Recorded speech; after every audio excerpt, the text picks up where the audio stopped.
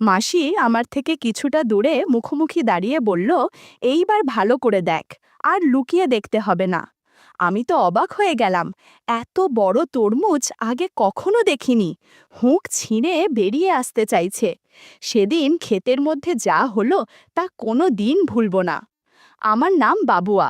সবাই আমাকে বাবু বলেই ডাকে। আমার বয়স ২১ বছর। কলেজে পড়ছি। আমি বাবা মায়ের একমাত্র সন্তান। আমরা গ্রামে থাকি।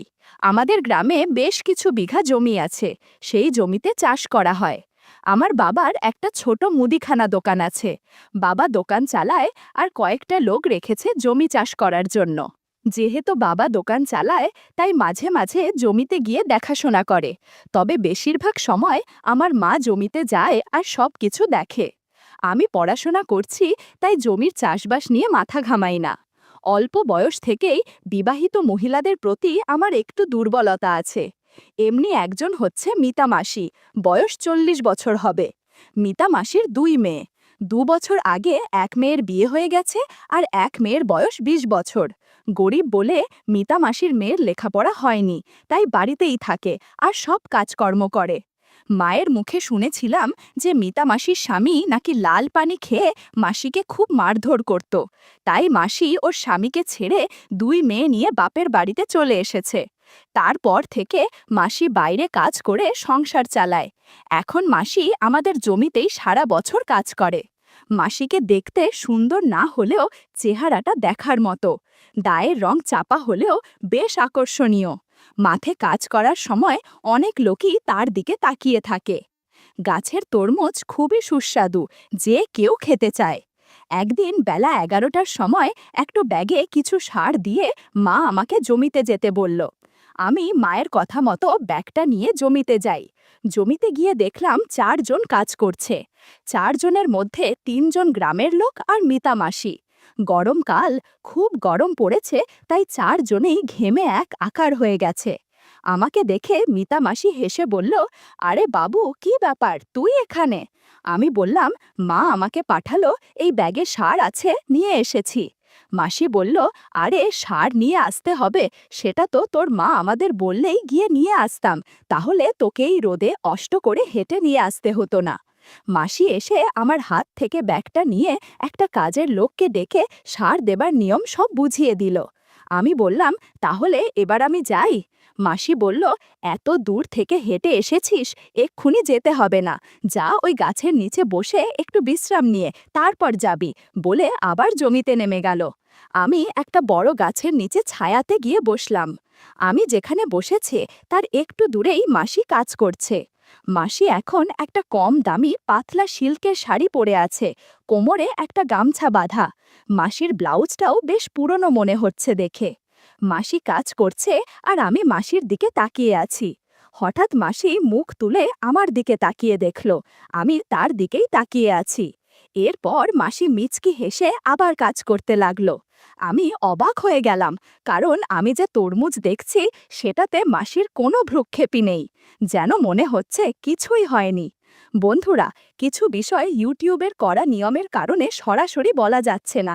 তোমরা কমেন্টে দেয়া লিংক থেকে আমার ওয়েবসাইট ভিজিট করো, সেখানে একদম খোলামেলা গল্প দেয়া আছে। একটু পর মাসি আমার কাছে আসলো বিশ্রাম নেয়ার জন্য। মাসি বলল, কিরে, কি দেখছিলি ওভাবে? মাসির কথা শুনে একটু অস্বস্তিতে পড়ে গেলাম। কিছুই বলতে পারছিলাম না, শুধু আমতামতা করছিলাম। মাসি বলল, কেমন দেখতে? আমি সাহস করে বললাম, ভালোই, তবে পুরোটা তো দেখতে পাইনি। মাসি বলল, ওরে বাবা, ছেলের আবার পুরোটা দেখার শখ। আমি বললাম, তরমুজ ভালো হলে সবাই পুরোটাই তো দেখতে চাইবে। মাসি হেসে বলল, তুই পুরোটা দেখবি নাকি? মাসির কথা শুনে আমি অবাক হয়ে তাকিয়ে রইলাম। মনে মনে ভাবছি যে মাসি কি সত্যিই আমাকে দেখতে দিবে? আমি বললাম, এখানে দেখব কিভাবে? মাসি বলল, তোদের অন্য একটা জমিতে চল, ওই দিকটায়। আমি খুশি হয়ে বললাম, হ্যাঁ হ্যাঁ চলো, আর অপেক্ষা করতে পারছি না। এরপর মাসি কাজের লোকগুলোকে উদ্দেশ্য করে বলল যে আমি বাবুকে নিয়ে পাশের ধান ক্ষেতটা দেখাতে যাচ্ছি, ততক্ষণ তোমরা কাজ করো, একটু পরেই আমরা চলে আসব। লোকগুলো বলল, আচ্ছা দিদি, যাও, আমরা কাজ করছি। মাসি আমার সামনে হেঁটে যাচ্ছে আর আমি পিছনে। মাসির হাঁটার স্টাইল আমার খুব ভালো লাগছিল। 10 মিনিটের মতো হাঁটার পর আমরা একটা জমির মাঝখানে চলে এলাম। এই জমিতে এত বড় বড় ধান গাছ চাষ হয়েছে যে দূর থেকে বোঝা যাবে না যে এই জমির ভিতরে কেউ আছে। যাই হোক, মাসি আমার থেকে কিছুটা দূরে মুখামুখি দাঁড়িয়ে বলল, এই দেখ। আমি ক্ষেতের তরমুজ দেখে অবাক হয়ে গেলাম। এত বড় তরমুজ আগে কখনো দেখিনি। তরমুজ অনেক ফর্সা ছিল। মাসি তরমুজ দেখাতে দেখাতে বলল, আগে বল, এইসব কথা কাউকে বলবি না তো? আমি বললাম, না না, কাউকে বলবো না, সত্যি বলছি। আমি এক দৃষ্টিতে তাকিয়ে আছি দেখে মাসি হেসে বলল, এই বাবু, কেমন লাগছে তরমুজগুলো? আমি বললাম, অসাধারণ মাসি, কোনো কথা হবে না। মাসি বলল, তোর তো ক্ষুধা লেগেছে, কিছুই খাসনি, এই তরমুজগুলো খেয়ে নে। আমি আর কথা বাড়ালাম না, আস্তে আস্তে তরমুজ খেতে শুরু করলাম। 30 মিনিটের মতো আমরা আড্ডা দিয়েছি। মাসি বলল, না আর এখানে থাকা যাবে না, অনেকক্ষণ হয়ে গেছে এসেছি, কেউ এসে পড়লে সমস্যা হয়ে যাবে, এবার চল। এরপর আমি আর মাসি জমির থেকে রওনা দিলাম। আগের জমিতে ফিরে এসে দেখলাম সেই লোকগুলো আগের মতোই এক মনে কাজ করছে। মাসি লোকগুলোকে উদ্দেশ্য করে বলল, আচ্ছা ভাই, অনেক কাজ হয়েছে, এবার সবাই বাড়ি চলো, গিয়ে খেয়ে আসি, বাকি কাজ পরে হবে। মাসির কথা শুনে সবাই একসঙ্গে জমি থেকে উঠে বাড়ির দিকে চলে গেল। আমিও সারের ব্যাগটা হাতে নিয়ে বাড়ির দিকে রওনা দিলাম। মাথার উপরে সূর্য দাঁড়িয়ে আছে। বাড়ি ফিরে স্নান করে দুপুরের খাবার খেয়ে নিলাম। এর মাঝে কয়েকদিন কেটে গেল। একদিন মার কাছ থেকে জানতে পারলাম মাসি অসুস্থ হয়ে পড়েছে। তার ছোট মেয়েও বাড়িতে নেই, তাই মা আমাকে মাসির দেখাশোনা করার জন্য যেতে বলল। কথা মতো আমিও চলে গেলাম মাসির বাড়িতে। বুঝলাম মাসি রাগ করেছে কয়েকদিন দেখা না করার কারণে। মাসিকে ওষুধ দিয়ে বললাম, খেয়ে নাও। মাসি কোনো কথা বলছে না। মাসির মুখের দিকে হাত নিয়ে মুখ ঘুরিয়ে বললাম, তুমি যদি ওষুধ না খাও আমি চলে যাব, আর আসব না। মাসি দেখলাম আমার হাত থেকে ওষুধ নিয়ে খেয়ে নিল। আর কোনো কথা হলো না। হঠাৎ বাসার কলিং বেল বেজে উঠল। আমি গিয়ে দরজা খুলতেই দেখি মাসির বয়সী এক মোটা মহিলা। মহিলাকে দেখে চিনলাম না, তাই জিজ্ঞেস করলাম, কাকে চাই? উনি বললেন, মিতা নেই? আমি আছি বলে ওনাকে ভেতরে আসতে বললাম। গিয়ে মাসিকে বললাম, এক মহিলা এসেছে। মাসি দেখলাম ওড়না ঠিকঠাক পরে বলল ভেতরে নিয়ে যেতে। আমি গিয়ে ওই মহিলাকে বললাম, মাসি আপনাকে ভেতরে রাখছে। উনি যাওয়ার সময় ওনাকে ভালোভাবে দেখলাম, বেশ স্বাস্থ্যবান, শাখা সিঁদুর নেই। উনি ভেতরে ঢুকতেই বলে উঠল, ও মিতা, কেমন আছিস? উনি মাসিকে শোয়া অবস্থায় দেখে জিজ্ঞেস করল, মাসির কি হয়েছে? মাসি বলল, কলতলায় পড়ে গিয়ে কোমরে সামান্য ব্যথা পেয়েছে। আমি মাসিকে বললাম, তোমরা কথা বলো, আমি টিভি রুমে আছি। এই বলে টিভি রুমে গিয়ে সাউন্ডটা বাড়িয়ে দিয়ে মাসির রুমের সামনে এসে ওদের কথা শুনছিলাম। রিনু মাসি বলল, ছেলেটা কে রে মিতা, আগে তো দেখিনি। মিতা মাসি আমার কথা সব বলল, কিন্তু মাসিকে সেদিন খান ক্ষেতের ঘটনা বলল না। রিনু মাসি চুপি চুপি বলল, ছেলেটা কিন্তু হ্যান্ডসাম, আমি হলে তো কবেই বন্ধুত্ব করে ফেলতাম। আসলাম অনেক দিন পর তোর সাথে গল্প করতে, আর তুই কিনা বিছানায় পড়ে রইলি, আমার মনটা কেমন যেন করছে। মিতা মাসি বলল, তোর মুখে কিছুই আটকায় না, ওর অবয়স খুব বেশি না, আর আমি ওকে দিয়ে কিছু করাবো না, জানাজানি হলে কি হবে ভেবেছিস? রিনু মাসি বলল, কেন, ওর কি ক্ষমতা নেই? ওকে দেখে তো মনে হচ্ছে ভালোই শক্তিশালী।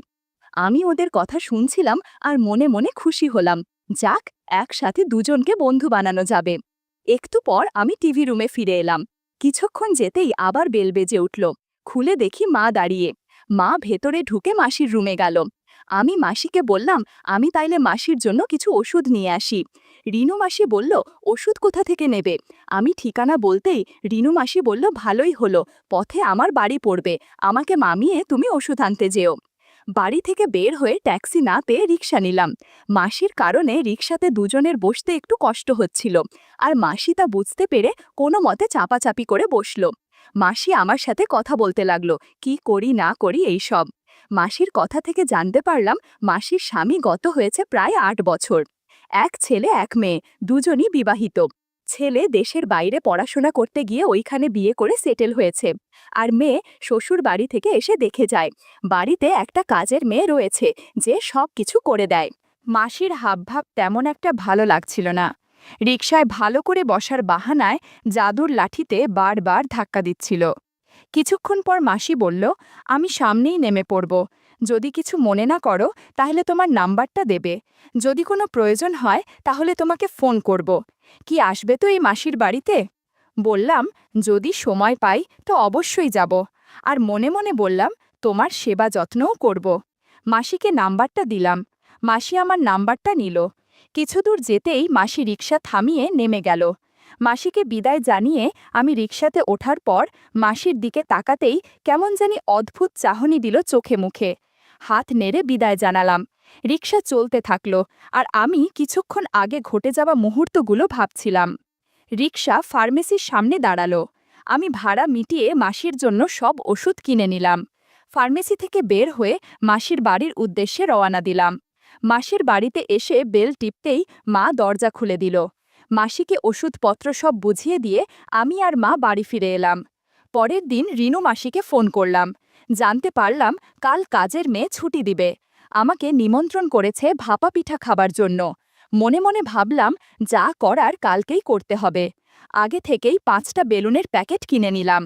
পরের দিন সকালে নাস্তা খেয়ে জিমে চলে গেলাম। ভালোভাবে খেলার প্রস্তুতি নিতে হবে। জিম করে ফ্রেশ হয়ে দুপুর 12টায় বেরিয়ে পড়লাম রিনু মাসির বাড়ির উদ্দেশ্যে। আমার পকেটে আগের দিনের কেনা বিদেশি বেলুন। আধা ঘন্টার মধ্যেই রিনু মাসির বাড়িতে গিয়ে পৌঁছলাম। কলিং বেলের আওয়াজ শুনে রিনু মাসি এসে হাজির। বেশ সেজেছে দেখছি। চুল ছেড়ে রেখেছে, সাদা শাড়ি পরেছে, টাইট ব্লাউজ, ঘরোয়া বৌদির মতো দেখতে লাগছে।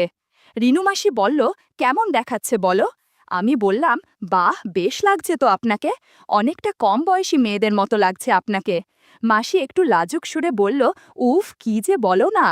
আমি সহজ হওয়ার জন্যে এমন হাবভাব করছি, যেন মনে হয় আমি মিশুক স্বভাবের মানুষ। নিজেকে স্বাভাবিক রাখার আপ্রাণ চেষ্টা করে যাচ্ছি। ঘরটা বেশ ছিমছাম, রুচির ছাপ আছে। মাসি বলল, এই বাবু, তুমি চা খাবে তো? আমি মজা করে বললাম, না খেয়ে গেলে হবে না। মাসি হেসে বলল, এখন থেকে তুমি মাঝে মাঝেই আসবে নিশ্চয়ই খেতে। মাসির চোখে দুষ্টুমি আর কৌতুক মেশানো হাসি। একটা অদ্ভুত হাসি চেপে বলল, সময় নিয়ে এসেছ তো, নাকি শুধু খাবার খেয়েই চলে যাবে? আমি না বুঝে জিজ্ঞেস করলাম, কেন জিজ্ঞেস করছেন? মাসি বলল, না, আমি ভাবলাম প্রথম দিন এলে তাই আর কি। বুঝতে পারলাম মাসি আমার উদ্দেশ্য আমার মুখ থেকে শুনতে চাইছে। আমি বললাম, এই দুপুরবেলা ভাপা পিঠা আর জাম্বুরা খেতে চাই। আমি নিজের কানকেই বিশ্বাস করতে পারছি না যে এরকম পরিবেশে বসে একটা মহিলার সাথে এইভাবে কথা বলছি। কিন্তু যা বলছি জ্ঞানেই বলছি। তাই সরাসরি নিজেই চলে এলাম প্রসঙ্গে। অন্তত খাবার খেয়েই চলে যেতে চাই না। কেউ দেখুক আর না দেখুক, কেউ জানুক আর না জানুক, আজ খাবার খেয়েই যাব। মাসি বলল, বাব্বা, এত তাড়া কিসের? তোমার জন্য অনেক খাবার আছে। কথাটা বলে মাসি আমার সামনে বসল আর ভাপা পিঠা এগিয়ে দিয়ে বলল, আস্তে ধীরে খাও। ভাপা পিঠা কম করে হলেও 4 কেজি করে হবে। 1 ঘন্টার মতো খাওয়া দাওয়া করলাম। তাছাড়া মাসিকে জাদুর লাঠি দিয়ে আশীর্বাদও করেছি। কিছুক্ষণ পরে ফ্রেশ হয়ে বাড়ির পথে হাঁটা দিলাম।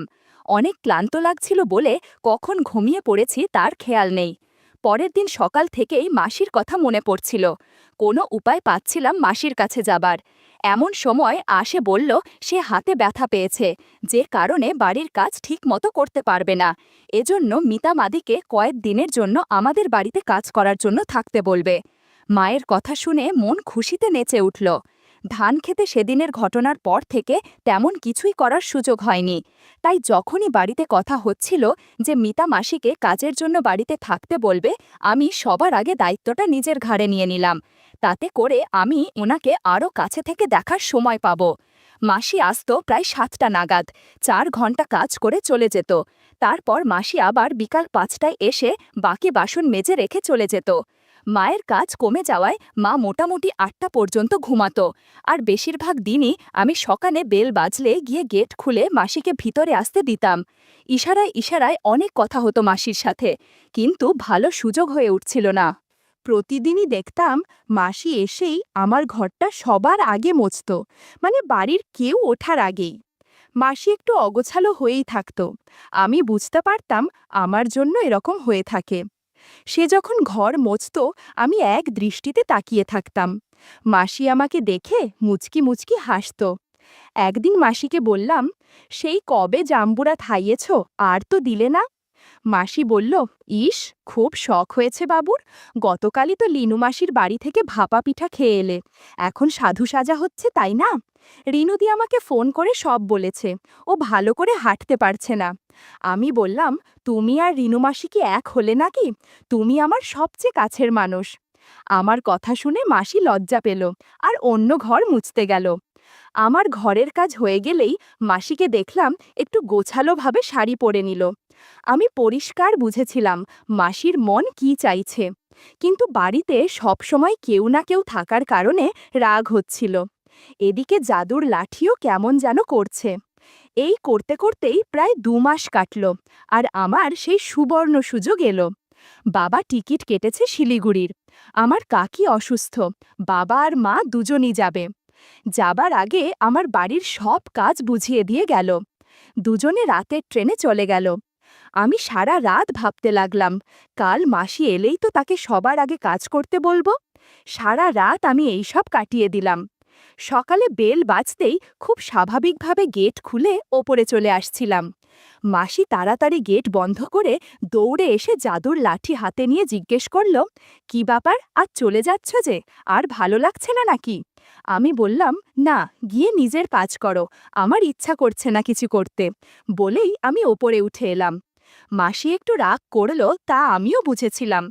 বাবা মায়ের ঘর পুরো চাপানো ছিল, তাই মাসি টের পায়নি যে তারা বাড়ি নেই।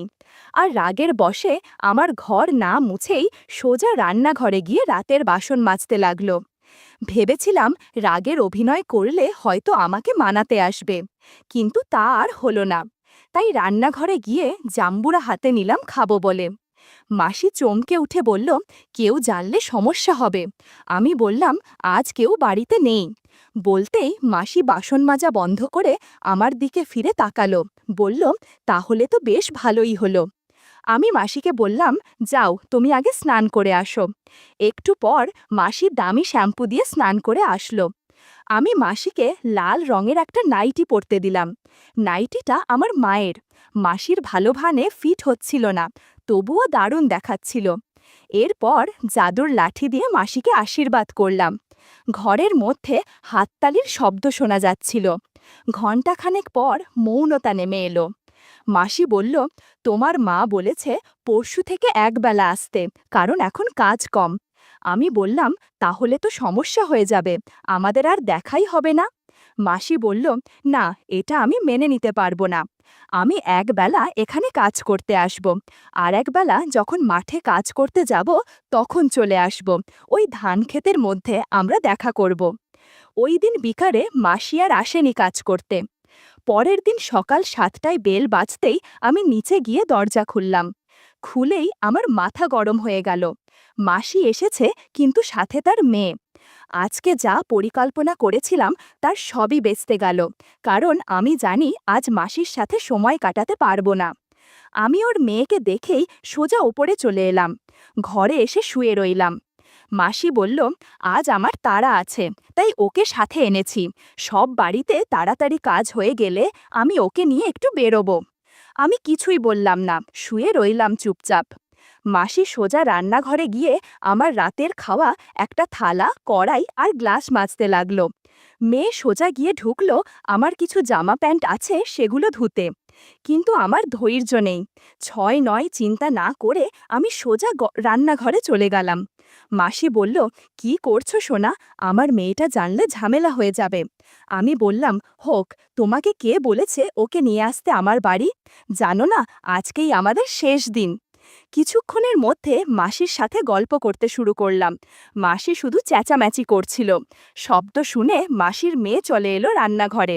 এসে দেখে ব্লাউজ, পেটিকোট ওয়াশ বেসিনের পাশে রাখা। আমি মাসিকে বললাম, ও আমাদের গল্প করতে দেখে ফেলেছে, তুমি ওকে রাজি করাও। আমার কথা শুনে মাসি তার মেয়েকে রাজি করাতে চেষ্টা করল, কিন্তু প্রথমে রাজি হলো না। যখন আমার জাদুর লাঠি দেখল, তখন আর না করতে পারল না। 4 ঘন্টার মতো আমরা গল্পগুজব করেছি। আমি বললাম, বেশ হলো, তোমরা দুজন কাল থেকে ধান খেতে চলে আসবে, আর টাকা পয়সার ব্যাপারে কোনো চিন্তা করো না, দুজনকেই অনেক বকশিস দেব। কথাটা শুনে দুজন হাসতে হাসতে বাড়ি চলে গেল।